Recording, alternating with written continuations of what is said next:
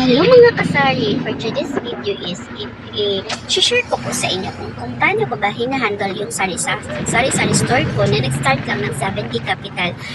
Sa umpisa is wala po talaga akong masyadong chichira, pero look my store now. So unti-unti na pong nadagdagan. So just trust to yourself and trust to Him lang talaga, and be contented lang po kung ano ang meron ka. Huwag kang mainggit. Sa totoo lang po is may nauna na pong tindahan sa harap ko, marami siyang paninda, pero depende na sa iyo kung paano mo i-handle yung sari-sari store mo. At sa awa naman ng Diyos, nagkaroon na rin ako ng mga regular customer, at sa awa din ng Diyos at unti-unting na pong nadagdagan yung stocks ko.